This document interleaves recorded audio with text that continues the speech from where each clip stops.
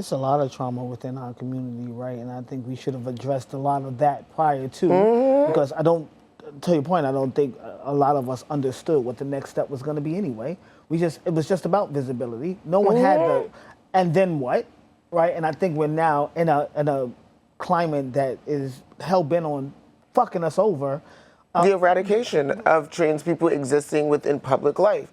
It has been very clear from this administration that that is what they're set out to do, and that we should all be concerned that a sector of this community was only outraged when marriage equality was up on the ballot, but then Texas has now passed a state law, Bill 3381, that now criminalizes trans people for existing in public space with a $125,000 fine and facing up to 2 years in jail. When we're looking at moments like Tish out in LA, who's using trans people as a spectacle to talk about so-called women issues, this is not about women issues. This is about your specific experience that you're using to then somehow position trans people as the greatest threat to American democracy. Let's take a step back, right? Because you mentioned marriage equality, and my beef before, when we were fighting, and when I say we, I say that in jest, when we were fighting to get marriage equality passed, right? And then once it was passed, they had the perfect campaign. They had money, they had visibility, they had voice, they had all the charting their own narrative. They get marriage equality passed, they pack up their little tools and they go home, right? And it feels almost like they're doing that again, right? Because, all right, trans community's under attack, no response, no response, no response. Wait, they're gonna rehear marriage equality in the Supreme Court? Oh my God, rally the troops. Oh, false alarm. No response, no response, no response while trans folks are still being attacked. Is that something that the larger LGBT community needs to address? Or should the T community be one, holding the LGBT community accountable, right, to that, because we know you don't show up for us. And when you do, it's you telling our stories as opposed to getting out of the way and letting us tell our own stories. Who do we hold accountable for that, and how do we fix it? I think it's layered, because I think that there's intercommunity violence that trans people definitely inflict on one another that makes it hard for some people, unfortunately, to see what a model of collective love of what collective love and liberation can look like for trans people. Because I mean, for me, I don't know how, if I'm gonna be candid about it, I would say, I'm not shocked that a gay man doesn't show up to protest for my civil liberties. Don't you show up for that gay man to protest for his? No, I don't. You don't? Okay. Oh, no, because I need rest like they need rest on the same day that I need my rights. Right. No, I'm just, reciprocity is real for me. You're not going to get me to march for something for you when you won't march for me. And I understand that some people say, well, that's not how that goes. You got to still show up, and sometimes you got to teach them what it looks like. No, the hell I don't. Right. They didn't do it back in 1969. They didn't do it when Sylvia Rivera was out there at that gay liberation march talking about, what about me? And they booed her off and grabbed her off the stage. And then let's also talk about, right, and this is no shade to minimize what happened to him, but when the trans community literally was outraged about the number of individuals who was murdered during the global pandemic, okay, and there was no collective outrage from the community with that. As soon as O'Shea got killed, it was global outrage. Everybody's in the streets voguing, and that's what happened to him was terrible. I led a march. I'm just gonna say I did leave. No, it was it was full disclosure. I led one of the marches. No, it was terrible. I don't want to take away what happened to him. Yeah. But for me, as a trans constituent, as a trans person, what happens to my community is just as bad. And so when I'm thinking about the outrage that we should feel is when a young lady is shot at point blank gun range, right? Excuse me. Point blank range, okay, by her lover. Where's the outrage for that?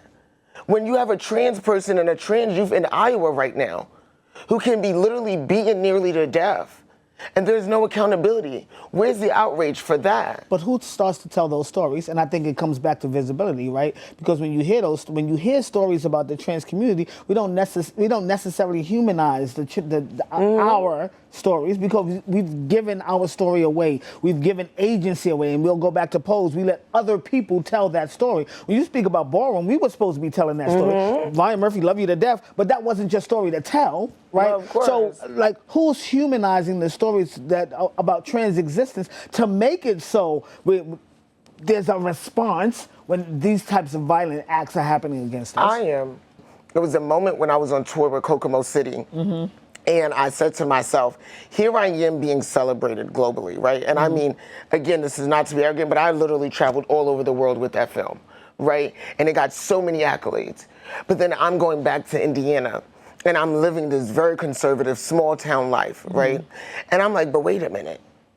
I know what's happening here because Mike Pence was governor here. Yeah. Right? Yeah. And so I know that whatever nationally that they think they're going through, what they have already overcome locally, that's what we need to be talking about. Exactly. And so, you know, it was a long journey of finding those stories, right? Because one is everybody wants to tell their story and I no shade to the white creators out there, but it's easier for the trans community seemingly to tell their stories to white communities than to their own community, right? Because they'll rather let someone else capitalize off of it because there's this idea that someone who one is a part of the community, right.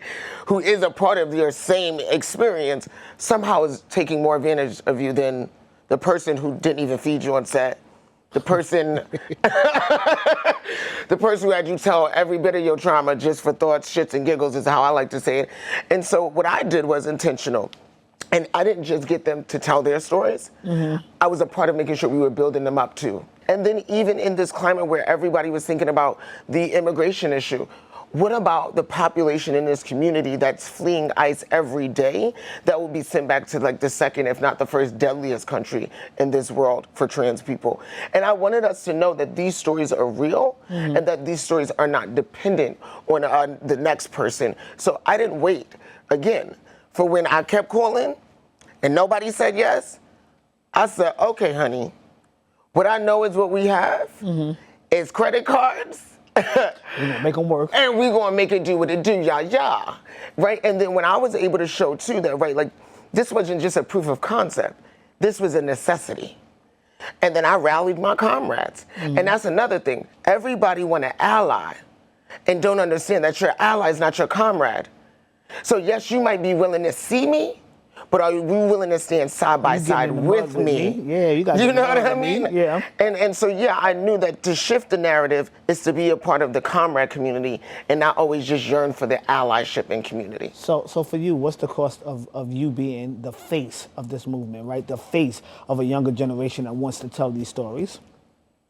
Oh, always feeling like, you know, you're not enough. Always being, like for me in particular, I struggle with this idea that obviously I'm a black trans woman, very proud, but I don't have access to the black trans community the way that I would like to. And it's not because I can't, but it's because I'm not willing to conform and say the things that people want me to say just to fit a part of a political agenda or a narrative that most trans people want. I'm an independent person. When I literally raised myself out of homelessness to who I am today, none of that was about politics for me. It was about survival. Right. And it was not just a survival. When I walked in the room and everybody talking about the issue, ding, ding, ding. Yeah. You don't need to go find me. I'm right the fuck here. Right. And so it was about me understanding too that showing up for myself was getting me to where I wanted to be. And that's why I run my own film festival. That's why I'm making my own movies, because I was never caring about the next person's no when I knew that I had all the yes in me already. So to that point, what does collective power look like for trans people, right? Are we organizing differently in this post-visibility era? Like, what do we do now? Collective power is you having this show.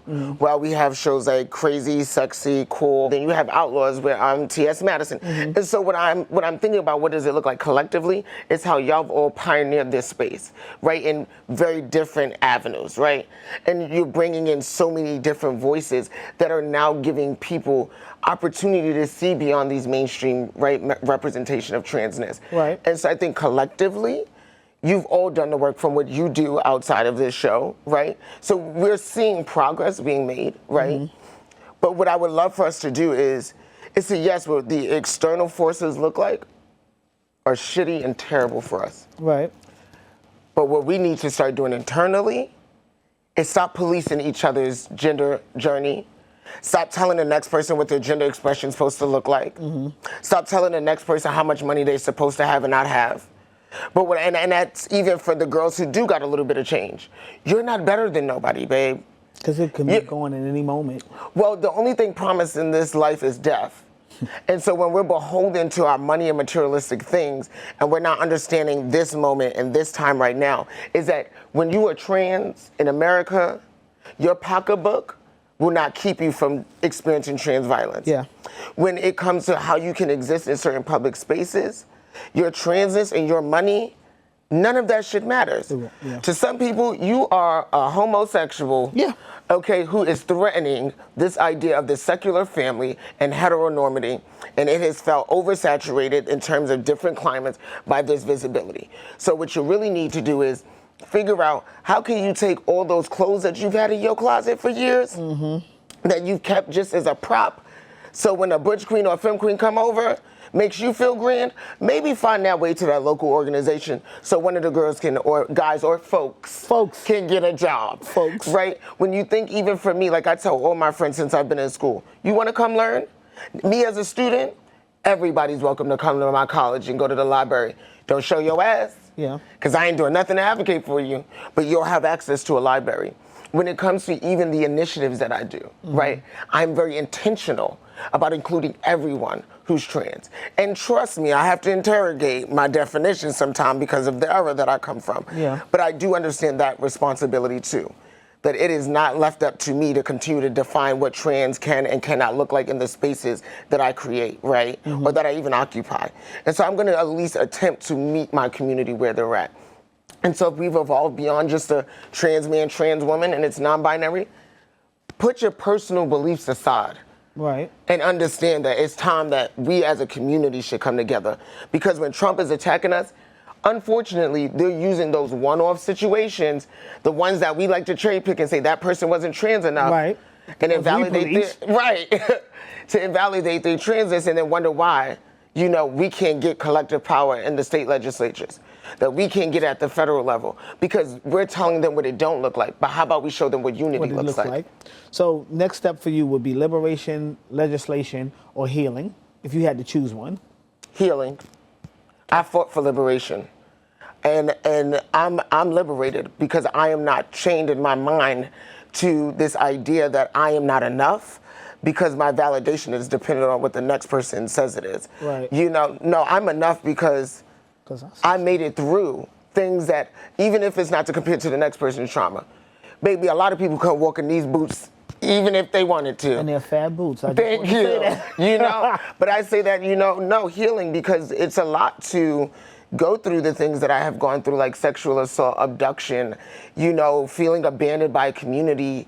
And at no point did I give up on the community. Right. At no point did I ever think that because of what I'm going through, that should keep me from showing up still. I'll never forget, I said, you know, if all I help is 4 people a year, I've done more than every national organization that has exploited me. Right. Because they left me in the struggle. I'm actually pulling people out of their struggle. And so, no, healing, because some days this is overwhelming to think that I have to put myself second in order to show up for the person who never put themselves first. So imagine, if you will, a world where trans people no longer need to fight to be seen. What would you create in that world? In a world where trans people wouldn't have to fight to be seen, what would I do? Besides the orgy? No, I'm joking. They have some fun. Yeah, okay, because the trans men out here looking fine. Like, it's like, hold on. Right. No, just to lighten it a bit, right? No, I think I would want to, I would just want to give a trans person a hug and say, I'm happy we've arrived to this moment. Yeah. And I would tell them that you are the most divine creature that God has blessed in my life, because you didn't allow society's opinion of you to keep you from going after the most scariest thing. Yeah. And that is to become your most authentic self with so much uncertainty. Yeah. And so, yeah, I would be loving on them. I would, hopefully not to all children, but teaching them how to, you know, show up for themselves if I had to be a part of that. Meaning, like, sometimes it's not about you being trans, it's about just spending a little bit more time on, like, self-care and hygiene. And so I would want them to work their jobs, be corporate leaders, be organizational leaders, you know, be these incredible artists, and let go of the part of the journey that was always just about the struggle. Yeah. I love how you frame that, right? Because for me, after the orgy, I'd be doing financial literacy, right? I would be teaching us the things that they don't talk about, right? Because if I can be in a room with folks that are high earners or have accomplished a certain level of success and take nothing from it, I've done myself a disservice. So I want to show people, right, that when you're in these spaces, what it could and should look like for you to replicate some of those, I don't even want to say success stories, just understanding what financial sustainability looks like and how we all have it within ourselves to like become financially sustainable. So that's what I would do. And you want to know something, and now here's a little secret that I shouldn't probably be telling people, but that I think helped me, is that when I got into certain rooms with CEOs, instead of asking them could they donate money to me, I asked them what was one of their favorite books that they've ever read, right? And I got a litany of different books, right? That I said, okay, so this book will teach me the language and the tools to learn how to be that corporate leader, even if it's like the 4 agreements, right? Figuring out what is my purpose. Then to figure out what redefining realness, right? Like what does that look like? To race, class, and anthropology too, to understanding, okay, systematically, what am I up against? Because I think a lot of times people, to your point, they'll be in these spaces and then they're wondering like, why did I walk out with nothing? It's because you went in looking for the wrong thing. The wrong things. Right? And so that's why I know now I always make this joke where I'm like, I got more corporate leaders or people that can actually say yes to me in my life than I have people that'll say no, is because I didn't waste time thinking about, oh, when I get into Sundance, I'm going to go get that photo op. No, I was working the room, getting to the film programmers.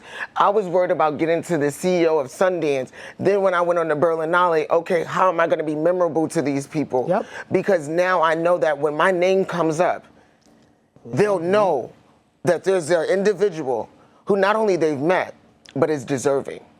And so I knew to take to me what I like to call is my unorthodox approach. And it's, I'm not asking you for your coins always. I need to know, how are you where you're at without needing to get your checkbook out? And then those are the relationships that I feel has been the most equitable to me. And I mean, even from the time, I believe, when we were at GLAAD and I did do that series for Gilead, just the thought of it being full circle. And it started with someone saying no to me now at an ad agency, bringing in that community partnership, right? Where this came from activism, but now I'm an artist.